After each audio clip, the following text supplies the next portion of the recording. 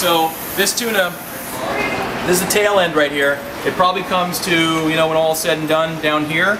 And then this piece actually goes to here. Okay, and then there's 4 of those per fish. So this is only 1/2 or 1/4 of the fish.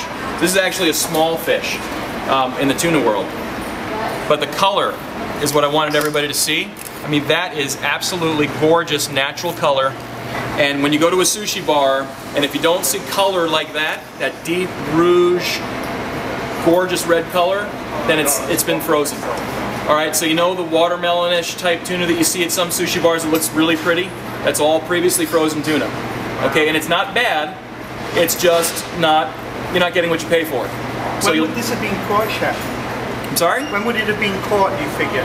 This guy's probably been out of the water for under a week now.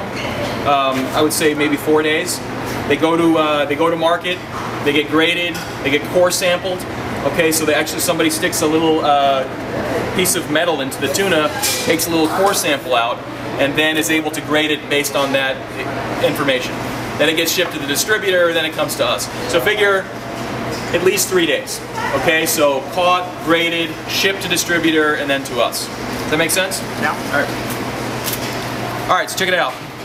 This one comes with the skin on, so we first have to take the skin off. So what I'm going to do is I'm going to cut this into 2 manageable sized pieces.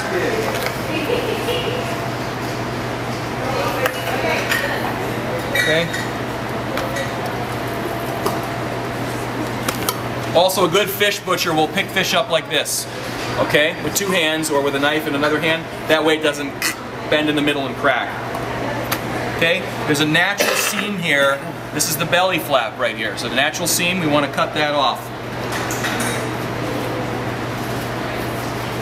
And that's very, very nice, usable fish there. As a matter of fact, we're going to use this stuff for our sushi, and this stuff we're going to use for our seared.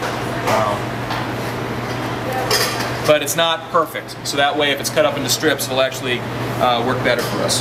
Now we want to get the skin off of this guy. That's easier said than done for some, but we want to just sort of get the knife in between the flesh and the skin, and we're going to, hang on, don't take a picture yet until until I can fix my mistake. I was just kidding, you can do whatever you want. But I want to create sort of a seam here that I can get underneath. This is a sort of funny angled fish.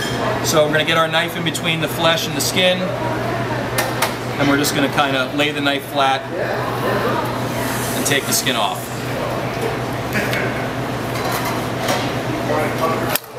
Okay, skin's off. So here's what I'm going to do also. There's something, this is called a bloodline. Alright, it's just a natural occurrence in fish and in other animals as well.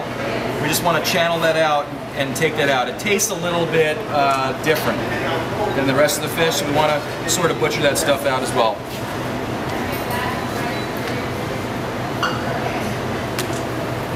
Then what I'm going to do is I'm going to cut this into what's called a block.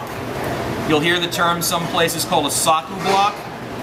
A saku block is a term for the frozen rectangular blocks that you get on the market.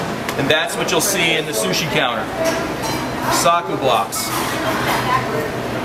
Something that looks like this. Okay? You'll see that in the case, and then they'll take the slices off and they'll make the sushi or the sashimi with it. Here, we're going to break this down into probably 6 to 7 to 8 ounce portions, and then the block is what's going to be marinated and grilled, or it's going to be seared.